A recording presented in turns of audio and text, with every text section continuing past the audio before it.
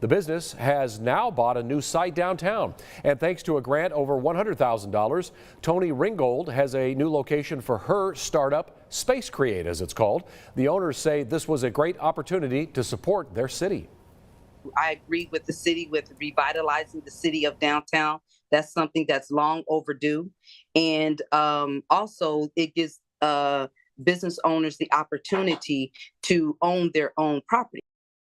The city has given out 3 grants so far. They have another 4 lined up for later this year. And the city of Waco is investing in small businesses in East Waco. Businesses with 25 employees or less can get a grant up to $80,000. Most of the money comes from the American Rescue Plan Act. There are other opportunities for small businesses in other parts of Waco. To learn more, head over to weallwinwaco.com. And Texas will continue providing the additional SNAP benefits for low-income families through September. That's been announced. Governor Greg Abbott's office made the announcement today. Emergency SNAP benefits will be extending emergency benefits that are eligible for households to receive that maximum amount. The move helps around 1.6 million Texas households.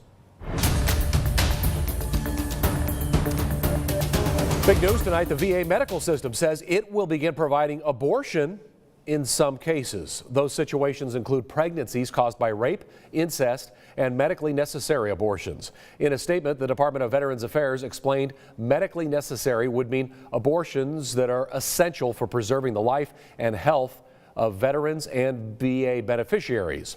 The VA will also begin providing abortion counseling. According to the agency, VA healthcare providers are able to provide abortion services regardless of state restrictions because they are federal employees. Well, the U.S. State Department has approved a potential $1.1 billion sale of military equipment to Taiwan as tensions with China continue. President Biden's administration said the package has been under consideration for some time and was developed in consultation with Taiwan and U.S. lawmakers. The sales must be reviewed by Congress, but both Democrat and Republican congressional aides say they do not expect opposition. And a newly unsealed property inventory from the Justice Department reveals that more than 10,000 government documents and photographs were without classification markings when they were seized at Mar-a-Lago. The court filing was unsealed by a judge today. It also shows that investigators found more than 40 empty folders that were classified and had classification banners on them, and nearly 4 dozen empty folders marked Return to Staff Secretary, Military Aid. And it's unclear what happened to those documents, but Trump's lawyers suggest they were Trump's personal records. Justice Department lawyers argued that all the government documents belong to the White House and not to the former president. Well, tomorrow, an exciting moment in space exploration. Artemis 1 is set to launch in NASA's second attempt. Monday's attempt was put on hold due to engine issues. The weather forecast is in the clear for liftoff tomorrow, we're told.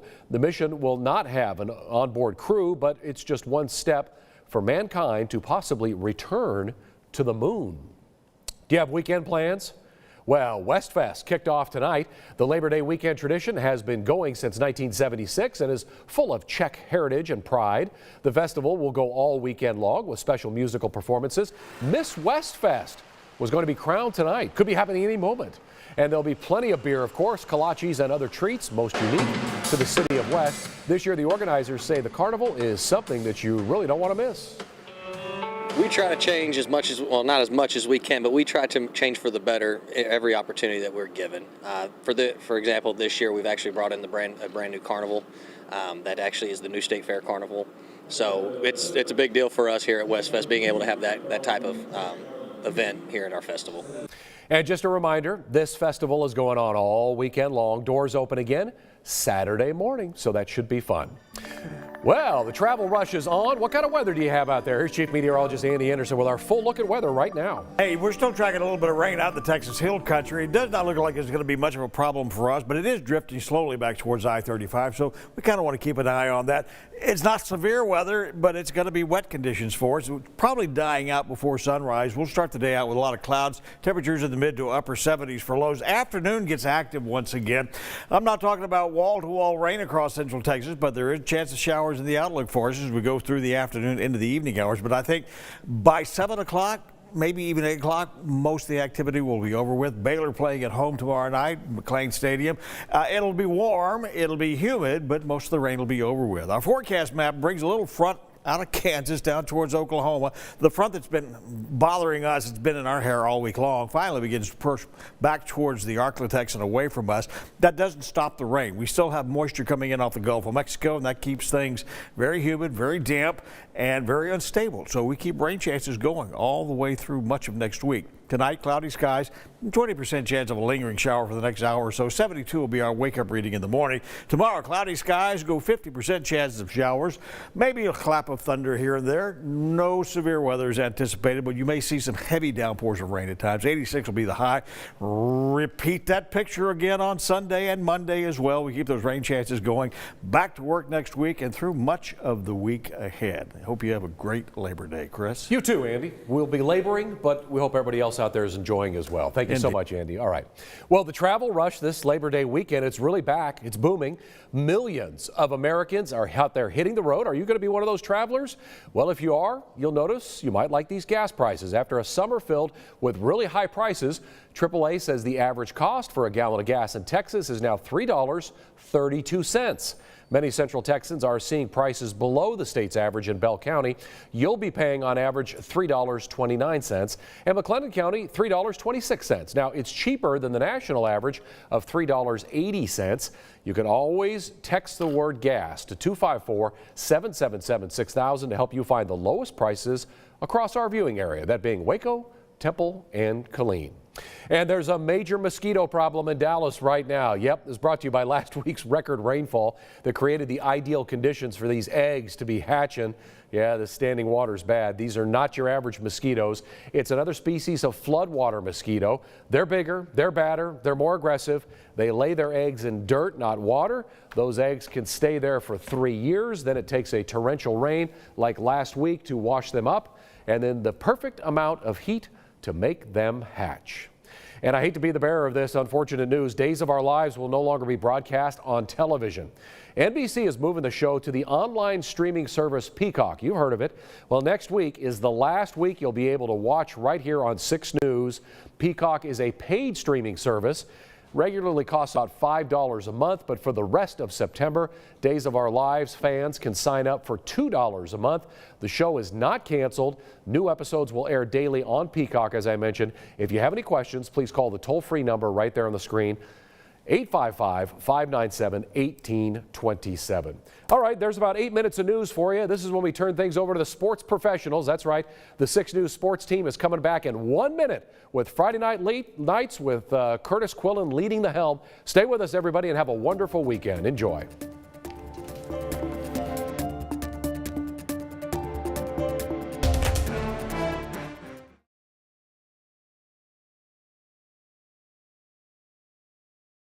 Test 1, 2, 3, 4, 5, 6, 7, 8, 9, 10. Here at La Vega High School, Connolly just pulled up one of the great upsets in the last 8 years in this rivalry. Test, test, test. 1, 2, 3, 4. Mic check. 1, 2, 3, 4, 5, 6, 7, 8, 9, 10. 1, 2. Scoot over. Test 1, 2, 3, 4, 5, 6, 7, 8, 9, 10. Test 1, 2, 3, 4, 5, 6, 7, 8, 9, 10.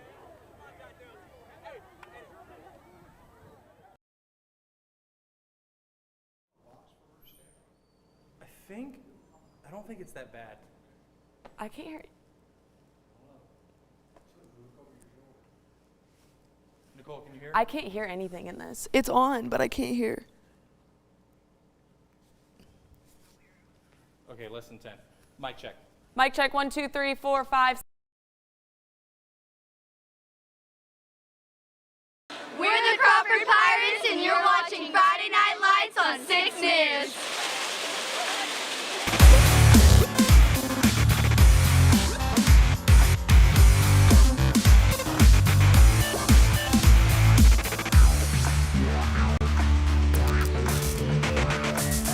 Week 2 is upon us. It's a week of absolute certified bangers as the Texas high school football season continues on. Welcome into Friday Night Lights. I'm Kurtis Quillin alongside Nicole Sheeran, and we'll hear from Matt Lively in just a moment. Nicole, a good week. Some scheduling issues almost got in the way. Kurt, a shortage of officials forced a change to the schedule this week, moving 3 games from tonight to Thursday night. That includes our original game of the week. Yeah, so let's go to Willie Williams Stadium. One of the most heated rivalries across all sports in the Waco area is Connally and La Vega. They both enter this week off a massive Week 1 wins and are looking to keep this train rolling as they both look to build towards deeper runs in the playoffs. Cadets looking for win number 1 against La Vega since 2014. We picked this one up at the half. It was all tied at 14. First La Vega drive of the second half. It's Bryson Rowland, gets picked up and slammed down by Jamari Wiggins. A suplex, but the sophomore makes Connally pay. A few plays later, he's into the end zone for the score.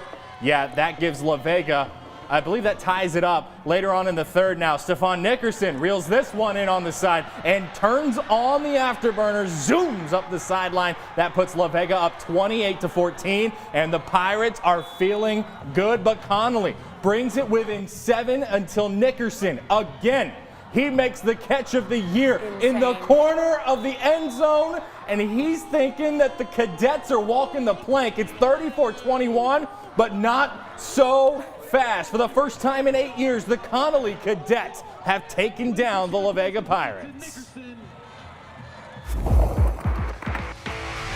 You know what we like here? We like front row seats. We love front row seats. You know who had one? Matt Lively. Matt Lively had one. He's at Willie Williams Stadium. Matt, upset for the ages.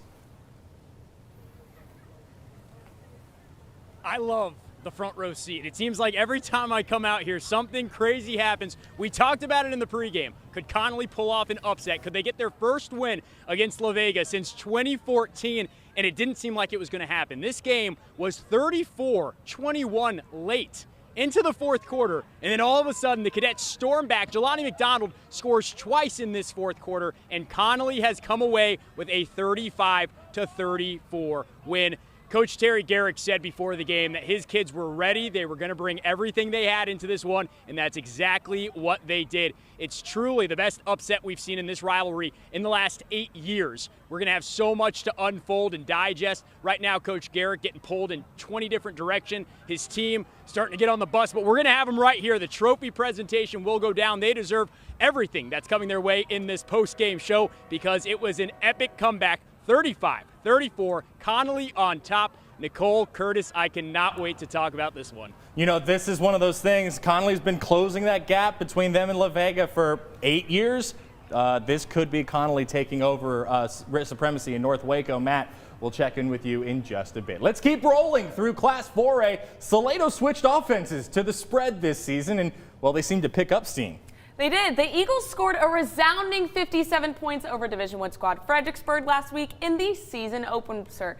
And Tom Westerberg's squad is punching up in weight class once again. Eagles facing 5A Brian Rudder tonight on the road. Now, there was a lightning delay, but it caused a little bit of a commotion out there. We have a graphic, but we don't have video for you guys right now. But that is the score update. 21-14 at the half. Nice little game for the Eagles there on the road. Let's come closer to home. Robinson fresh off a win at 5A University last week, hosting the Hornets from Caldwell tonight, and the Rockets in control early, out to a quick 14-0 lead. We pick up the action second quarter. Jackson Ludlow, a jump ball into the end zone. Grayson Martin wins that battle, and you, sir, just got mossed. 21-0 Robinson. Then just inside a minute to go until halftime. That combo worked so well once. Let's go for twice. Martin in easy this time. Get off me, bro. They cruise it home tonight. They're 2-0 this season. Look out for the Rockets. Gerald hosting the Buffaloes from Giddings tonight. Giddings, Colby Clemens, 2-yard touchdown run. Gerald Andrew Nebel to all right, here he goes. He's running through and touchdown. Easy money there's that score. Colby Clemens run here. You see Gerald on the attack. There's Andrew Nebel. Beautiful pass to Jacques Spradley. What a name. Seriously, what a name. 65 yards later, he's goes, into the red zone. Look at that snag up top. He runs right in for the touchdown. Bang. Gerald taking a step forward, but they challenge Giddings. They fall tonight, 21-14. Your final other scores across Class 4A. China Spring is down right now at Melissa, 41-35. That's a 5A squad in Melissa. And then Glen Rose all over Gatesville tonight in the fourth, 49-14. We are just getting started on Friday Night Lights. Don't go anywhere. Up next, we'll jump up to Class 5A and 6A.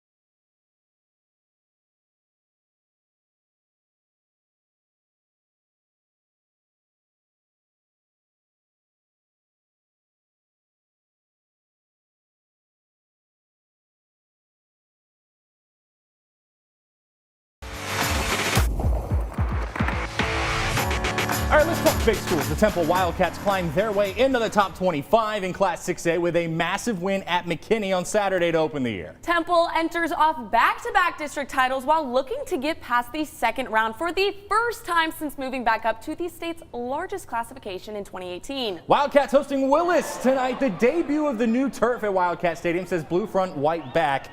Yeah, it's magic. 10-7 just before the half. Willis going for the lead. Watch the throw here, going for it all, and picked off Nathan Mitchell, the pick to end the half and preserve that 10-7 Wildcat lead. We've got Wildcat on Wildcat action tonight at Wildcat Stadium. You can't make this stuff up, folks. What's the score on this one?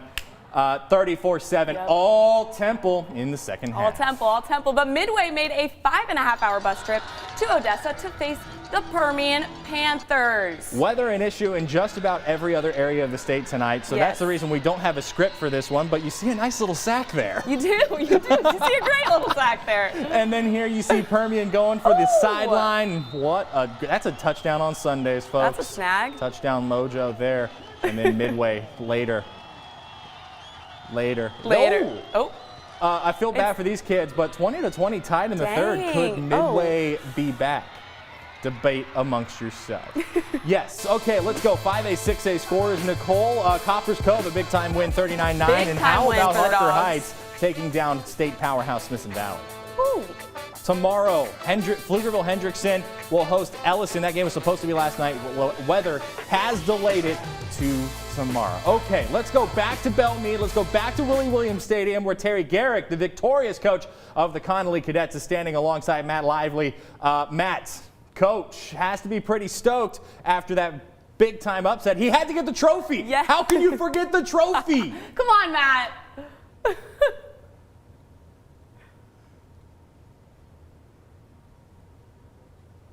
We've got the trophy, and it's going to the Connolly Cadets, our game of the week winner. Let's go! They got the cowboy hats on. Let's go! This was a crazy game. We're going to start with Coach Garrick. And Coach, get close to me here. What was going through your head? You come out into the second half, and quickly you're down, but you guys just kept fighting back. Well, our kids, we preach it to them all the time. There's going to be adversity. What are we going to do when it happens? What are we going to do when it hits us? And tonight they handled it. I was extremely proud of them. Kids never stopped fighting out there. We had to make some adjustments tonight, and they listened, They took it to the field. It's just extremely proud of our young men. To set the scene, it was 34-28, La Vega leading, but you guys were right here at the goal line, less than 20 seconds to play. As a head coach, what's going through your mind? Hey, we got a chance, baby. Let's go get it. So, I was just excited for our kids. You guys got it. These kids, clearly, they've got great personalities. They've got great grit. What's it like to be the head coach of the Connolly Cadets on a night like tonight? Couldn't ask for anything better in the world. Love this team, love the school district, love the community, and we got great support. I mean, you saw it tonight, standing room only. They were out here to watch. You didn't even know before pregame that it'd been 8 years. That didn't matter to you. Knowing that now, you beat them on the road, what's that mean? Well, it's a big win for us, but the truth is, it's a non-district game. It's not one of our goals. We still have other goals we have to meet, and we have to keep that in perspective so we can get ready for district. All right, thanks, Coach. Few questions here for Jelani. Man, you're the guy that takes it in almost every score in the second half, and especially that one that seals the deal. What's going through your mind as you're at 15 seconds, you're trying to get the ball off and get into the end zone? I'm thinking, we just got to go. We got to win. We can't lose. So I'm like, man, let me go ahead and do what I got to do, and let me go ahead and get my team up so we can win this game. Even though I'm tired, I still got to keep going. My coach always told me, don't have no excuses. So I ain't had no excuse, so I just kept going to my hardest till I couldn't go no more. And so, yeah. Winning this game against your rival, who's had more success in this rivalry over the last 8 years or so, what does this say about your group? We better than what people think. Simple. That's it. People underrated. I don't even care about the underrated part. I just know we need the recognition that we deserve. That's all. You guys got the dogs in you? Yes, sir. Most definitely. Y'all heard it. Y'all heard it. I ain't got to do it again. The Cadets, they got the dogs in them, they got the Cowboys in the back, and they beat La Vega tonight. Game of the week. It was one to remember. Guys, I'll throw it back to you. Let these guys hit the bus. But the Cadets come out on top. I'm glad they have the trophy so that you can't forget it for them again, because that's a big-time win. They do have that dog in them 100%. Matt, we'll check back in with you here in just a moment. And last night, Ellison got weathered out. They'll play Pflugerville, Henriksen next time. But we're going to get into that right after the break. Next with 5A. Do we have Battle of the Bands? We have Battle of the Bands going into the break. That is 100% on me. Congratulations to the Lorena Leopard Band. You're the winners of this week's Battle of the Bands. We're back after this. 5A's next.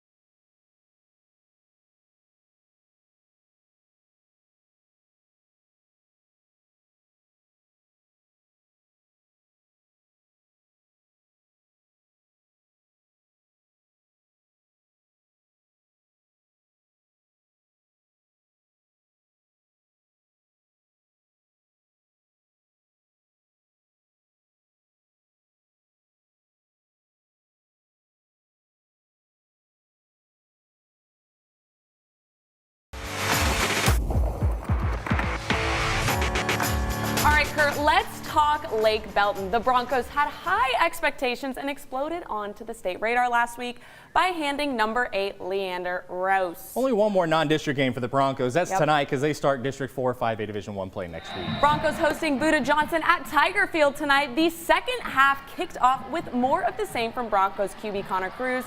Found wide receiver Javen Leza for the touchdown. The Jaguars started coming to life in the fourth quarter, running a trick play with little effect. A few positions later, running back Ethan Ybarra runs in for the touchdown, followed by the extra point. Let's go to the big board on this one. Lake Belton gets a big 41-34 win tonight. Okay, we'll wrap it up on the NBC portion after this. We'll be right back.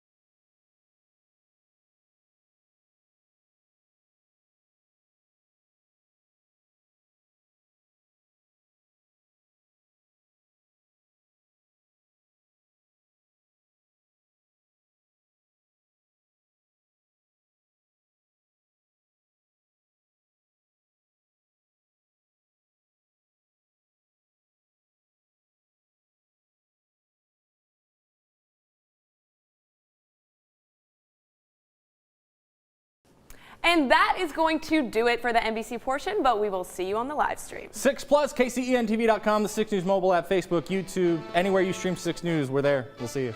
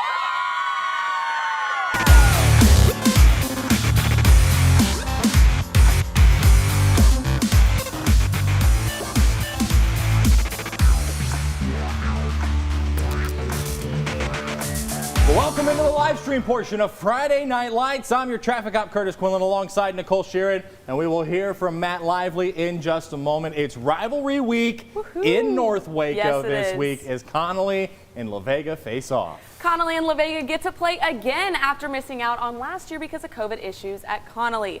But when they played in 2020, it was worth the price of admission. A 13-10 final that year. So let's go to Willie Williams Stadium. One of the most heated rivalries across all sports in the Waco area is the Cadets and the Pirates. They sell out every sport. Seriously, they both enter this week off of massive Week 1 wins and are looking to keep this train rolling as they both look to build toward deeper runs in the playoffs, Kurt. So the Cadets looking for win number 1 in this rivalry since 2014. We picked this one up at the half, tied at 14. Yes, tied at 14. First, La Vega drive of the third quarter. It's Bryson rolling, going whoop, juke, and then Hulk smash. Jamari Wiggins, a suplex, but the sophomore makes Connally pay. A few plays later, he's into the end zone for the score. It's 21-14 Pirates at that point. Later on in the third, Stephon Nickerson reels it in on the sideline, turns on the afterburners after juking the defender. He zooms up the sideline. It's 28-14 Pirates. No one in the same zip code.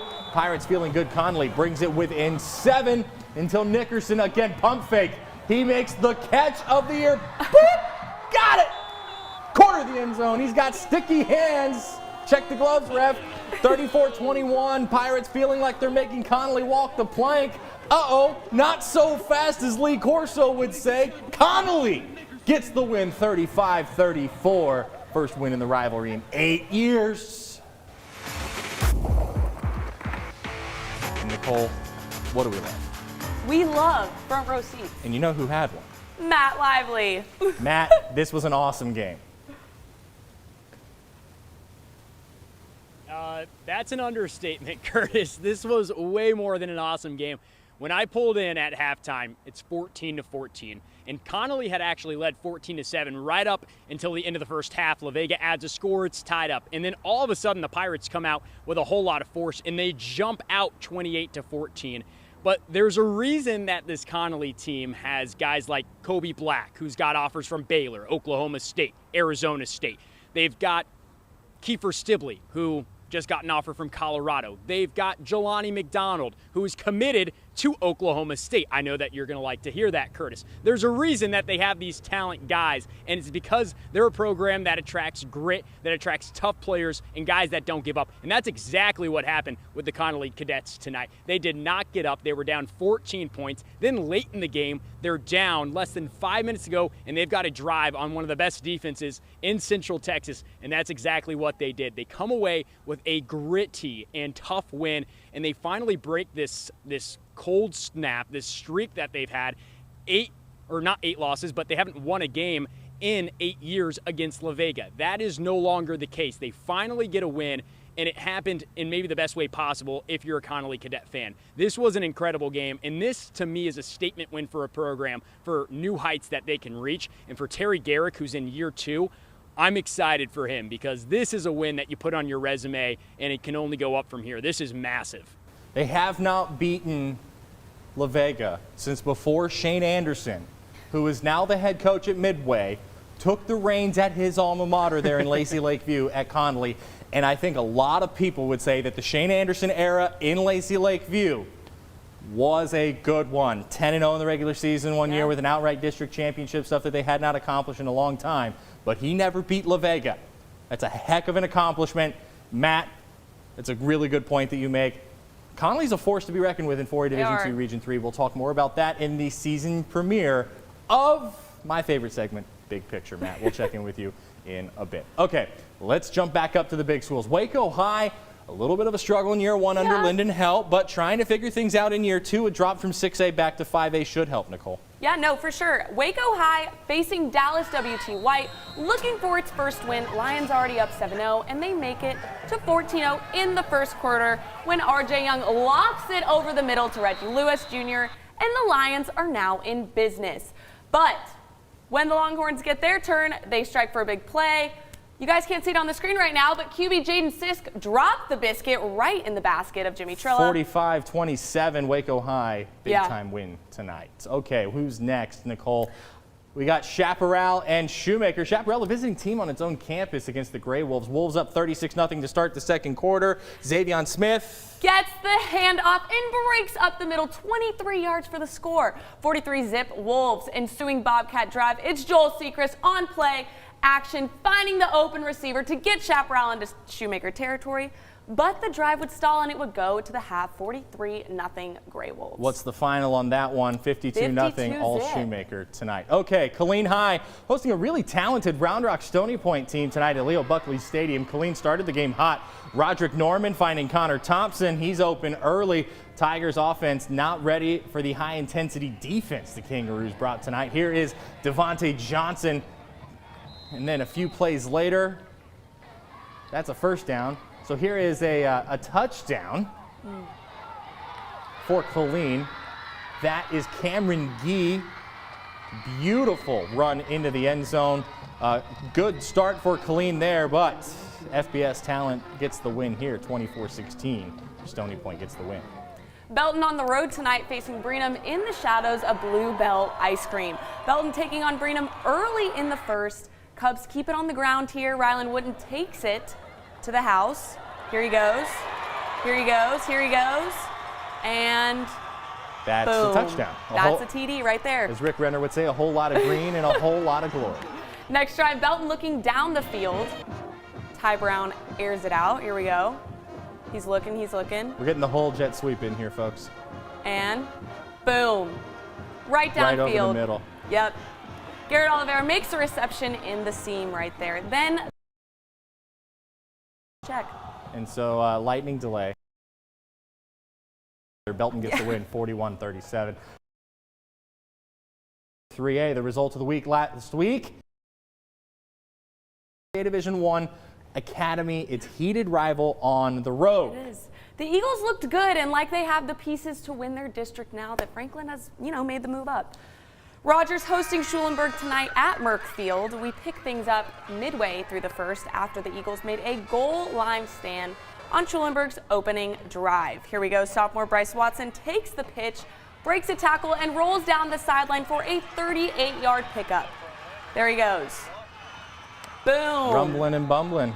Rumbling and bumbling. A few plays later, quarterback Cooper Cisnero hits a wide open Zach Davis. And bam, he walks into the end zone for the first score of the game. He left the defender back in Schulenburg. He did. It's a geography joke. And the Eagles cruise right into this one, Kurt. 55-14, Yeah. all Rogers tonight. All right, we came within 2 wins of getting this one at state last year. I would have been about that level of excited. Lorena facing West tonight on the road. West fans bringing a ton of noise for this. First quarter, Austin Evans, fumble, ball on the ground, West on top. Later on, it's quarterback Jackson Generals for the Leopards, looking for a man downfield, and picked off. Easton Paxton has the takeaway. That's the second of the quarter. Their drive stalled, though. On the next Leopard drive, can these Jungle Cats get any kind of momentum on offense? Third down, backed up. Not like the celebration there. We're still coming to a West touchdown. The big man dances into the end zone. Trojans get the win. All right, Academy hosting new 4A squad Lago Vista tonight at John Glover. Second quarter, look at this. All right, here we go. Wyatt Herring, right here, he gets the handle, earns some tough yards up the middle. That would be a theme of this drive. Later on that drive, Herring up the middle again, all the way to Academy 4-yard line. So, shout out to the big guys up front, opening up big holes, and Herring hitting them hard, and of course it's only right you let him cap it off. So here we go. There's the into touchdown. the end zone. And that puts La Vega Vista up 23-3. So the Vikings 43-23 now at the end, yeah. in the fourth. All right, how about this matchup? A tasty one in 3A Division I. Cameron Yo hosting Yoakum tonight. First quarter, the Yo defense stepping up. Here's the Yoakum quarterback rolling out. Landon Green taking him down for the sack. The offense gets to work. Braylon Drake to the outside. Trajan Wilcox, first down. Cameron, the 10. That means it's goal to go. Knocking on the door. There's the tutty. 7-0 Yo as the gut ring the bell. Ensuing drive. and it's whoop, picked off. Jacor reservations, Mater D gets the dub. Continue down to U.S. facing on a show in week 1, lighting up the scoreboard. Receiver DeAndre Stevens, who sinks down. Look at that. Then they got to celebrate. Now the Ducks are quacking. Yep. Oh, here we go. With one, boom. And right. Andreas Fisher with another. That's a nice little play for Taylor there. 155-41 Yep. in the fourth. It was a Grossbeck-McGregor. Both teams went into the half tied up for defense. The Dots come into the second half. Bulldogs answer right back to stop a touchdown. Center takes the ball, but I'm shocked he Alan goes Lewis again. has eligibility Here we left. go. Slapped down to. Not so fast. Win on that one. It's one of the best games on paper in Panthers and Marlin Bulldogs enter off of runs to the state level expectations this season once again. Now they face off this week, looking to see what they need to fix before playoff time in November. But can we also just admit this is an awesome football game? It really is. There's Kevin Hoffman strolling up and down the sidelines as his Panthers have a 21-0 lead in the first quarter. You shocked? I know I am. Bulldogs on offense. Desmond Woodson immediately with defenders in the backfield. He slips and falls. They call him down on the sack. Next drive, it's Mark quarterback Jonah Ross looking for Brandon Lundy. Textbook defense. He saves the touchdown. Roderick Souters does, but on the ensuing Mart drive, it's Jadarian Bell. Yeah, that's what they call the touchdown play. He finds a hole and he bounces through it. Practically untouched. It's 31-zip Mart at that point. So Woodson now at a QB, Nicole, for the Bulldogs. Demarion Butler not having any better luck. He's sacked here by Keen Swanner, and the Mart defense continues to wreak havoc for Marlin. These teams hit the locker room. It's 34-0, 41-6. The final. Kevin Hoffman, is he happy? I'm disappointed in the 41. We shot ourselves in the foot in the third quarter and turned the ball over and dropped touchdown passes, and it could have been 60. So we're disappointed in that. But you beat a good football team in a division up from us that's ranked high in Division 2A, Division 1, and so we're happy with just coming out with a win. Yeah. Raise your hand if you predicted that kind of blowout. All of you are lying. The Panthers are back at home next week. They host Italy Friday nights. Two more 2A teams with championship aspirations this season. Crawford hosting Centerville tonight. Now with a scoreless first quarter, the Pirates slowly started to make their way up the field. Quarterback Luke Torbert threw downfield to senior running back Breck Chambers to gain some yardage, but could not convert to a touchdown here. Here he goes. He's running up, but no. That defense it hung right in there. There's a reason these are two powerhouses. There is a reason. Now here he goes again. QB Riley Winkler turns. He's running downfield. He's running down the right side of the sideline, but he doesn't get quite to the end zone yet because the Pirates take him down right there. But that next down, the Tigers finally get on the board as Rinker let one absolutely fly in the end zone to senior Cameron Pate for 6 points. Look at that touchdown. Touchdown on Sundays, too. All Crawford the rest of the way, though, 21-6. Moody hosting Heiko on another rescheduled game last night. The Bearcats home opener. Guess what? They had to reschedule homecoming festivities. Third down for Heiko on the opening drive, and there's Keith Daly in pursuit. Add that one to his tackle tally. Tigers have to that drive. It's Ryder Hohertz doing it with his up the middle. There he goes down. He is knocking. Cooper Staten on the left side as he is. 7-0 Bearcats. Then it's all moving. Is the final. Now, Kurt, it's not everything in your own backyard. And it's even more in 6-man. Yeah. Yes, that's what we got last night when Jonesboro hosted Westbrook, each one with yearly expectations to reach Arlington in Class 1A. A ruckus crowd on hand for this one at Pruitt Field last night. Could be a state championship game preview. First quarter, 4th down for the Wildcats. Cedric Ware, he's Mr. Everything for the Wildcats. He gets the ball in the flat, off to his left. Jacob Cisneros comes in for the stop. Turnover on downs.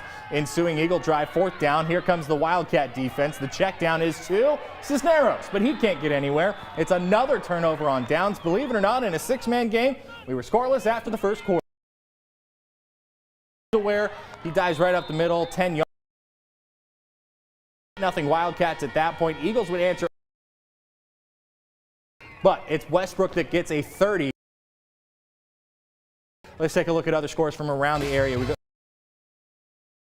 Hillsborough tonight, 48-6, and it's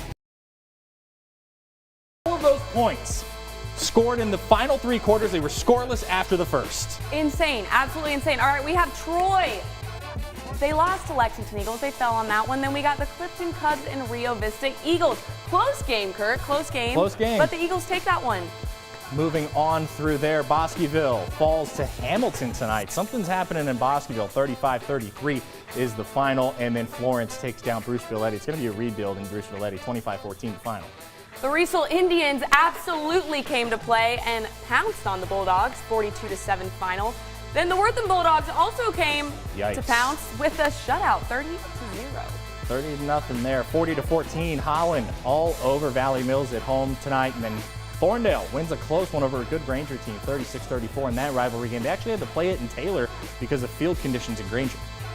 The Tigers came to play 57-14 final against the Bobcats. Close matchup, Chilton Pirates, Italy Gladiators, 28-27 final. If you want proof on why I said Chilton to the semifinals, them beating Italy is the reason why. Keep going through the scores. Axel and Bartlett canceled. It was 6-0 Longhorns when lightning struck. They had to move it from Friday to Thursday because there were no refs, so they obviously couldn't move it back to Friday and play the game, and neither one of them wanted to play it on Saturday because why would you when you were already going to play it on Thursday? So the game is canceled. It will not be made up. Moving through, Abbott, that is a top 5 private school squad, and the Panthers mercy ruled them 62-8, and then Oglesby all over Walnut Springs. That one's probably over at halftime, 46-0. Jeez, all right, we got Bishop Riker Cougars take the dub 13-11 over the Trinity Eagles, and then the CTCS Lions, they also get the dub 27-14 against the Dallas Shelton Chargers. Holy Trinity all over Vanguard tonight, 58-32, no score reported between Plano Coram Deo and the Live Oak Falcons. 56-8, the Christian Warriors come out with that dub, and then another shutout, 50-0, the Penelope Wolverines. Parkview's been rebuilding for a couple of years. Looks like it'll be a couple of more. Okay, time now for, I believe, one of our favorite segments in the show. It's our Gridiron Player of the Week, and this week, Nicole, an explosive start to the season. Oh, yes. Okay, so one Connolly star was the spark the Cadets needed in a blowout win to stamp their mark on the first week of the season.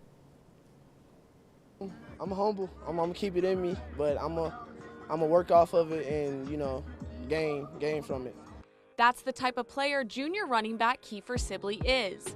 Humble, a leader, and playmaker on the field. We've known what he has in him, and he's been kind of waiting his turn to showcase it. You know, we've had some good running backs over the last few years, and so he knows it's his turn this year. Sibley has established his dominance from game 1.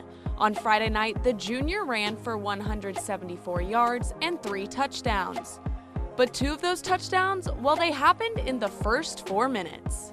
First one was it was a cutback and the hole was wide open. Lineman had great blocks, so I took it to the crib. And the second one, it was, you know, an outside run. Receivers had great blocks, and it was an easy touchdown, honestly. Sibley celebrated in the end zone and ran straight up to his coach, keeping it real like he always does. He said, "Coach, I'm a little tired after those 2. Teammate and best friend Kobe Black has watched Sibley work ever since they were in middle school. Honestly, it's nothing new to me because he's been doing this since 7th grade, so it's nothing really new. He just finally got a chance to actually show what he can do. Not only show what he can do, but how he can do it fast. It's just all a flash to me, so, you know, it's a flash, and then when I hit the end zone, then it hits me. It's like, oh, I scored. So let's do it again. His teammate has 4 words for everyone watching him on that field.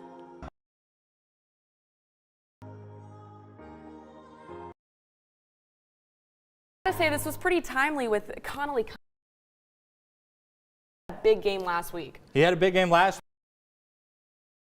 To bring to you before we get into big picture, we do have a score. Coram Deo takes down Live Oak 34-30. Coram Deo, a team full of juniors last year, takes down the reigning state champs. It used to be a district game, but wanted to bring that score to you because we got it during that story. Let's get now to my favorite segment of the show. Let's bring Matt Lively back into the fold. Let's talk big picture. Matt, you took all the power out of Willie Williams Stadium, dude. Okay, guys. Why is Connolly the biggest result of the week? Matt, I'm starting with you because, like we said, you had a front row seat. Well, for me, it's the fact that they hadn't won in this rivalry game in 8 years. And coming in, it seemed lopsided a little bit. But again, I want to bring it back to the talent that's on that Cadets roster. Maybe we were sleeping on them. Maybe Central Texas was sleeping on them. But after tonight, that's not the case. And it truly was. It was a huge win, a huge upset. And I'm with you. This is the most shocking result that we've had in week 2.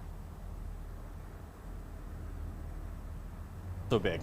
I think it's huge. One, when I was at practice on Monday, guys, the energy was through the roof, okay? They were ready to pounce on La Vega from the get-go.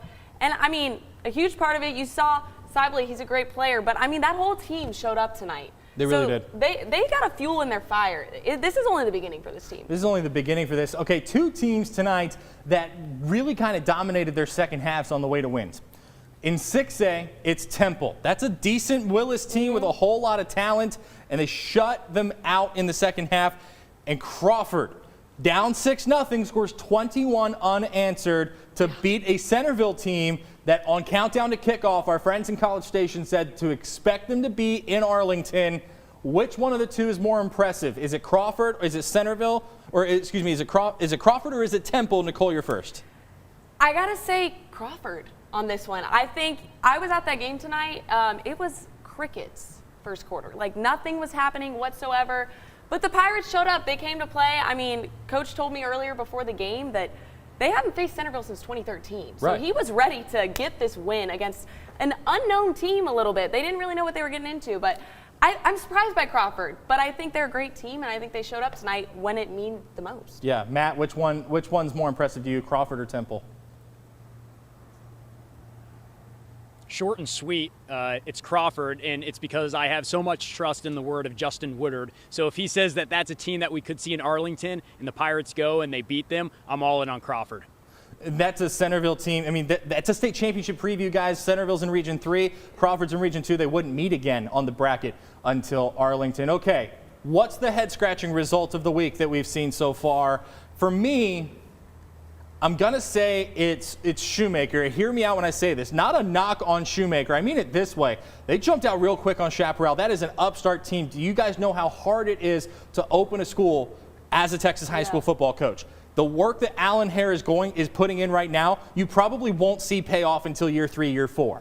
But for Shoemaker, are they that athletic? This is a team that competed with a really good San Angelo Central team last week and did what it was supposed to do tonight. That's my head-scratching result. I want to know what Shoemaker is moving forward. What's yours? Real quick. I got to go, honestly, I know I may be going against what I said, but the head-scratcher for me, I kind of thought La Vega was going to come out and pounce Connolly tonight. Fair enough. So that's kind of my head-scratcher. Okay. But great, awesome game for Matt to have a front row seat to, but it was a little bit of a head-scratcher for me. Yeah, that's fair. Matt, real quick. I'm going with Marlin. I did not expect that game to go the way it did last night. Yeah. Mart is back. That is a scary team. But for Marlin to lose that way, it was pretty crazy to me. I can understand that. Matt Lively was at that game as well last night. Sir, enjoy the Baylor game tomorrow. Kickoff set for 6 p.m. These two will have you covered all night long. That's it for week 2 of the 2022 Texas high school football season. For Matt Lively, Nicole Sheeran, producer Samantha Cruz, and our production team, Rob Kelso.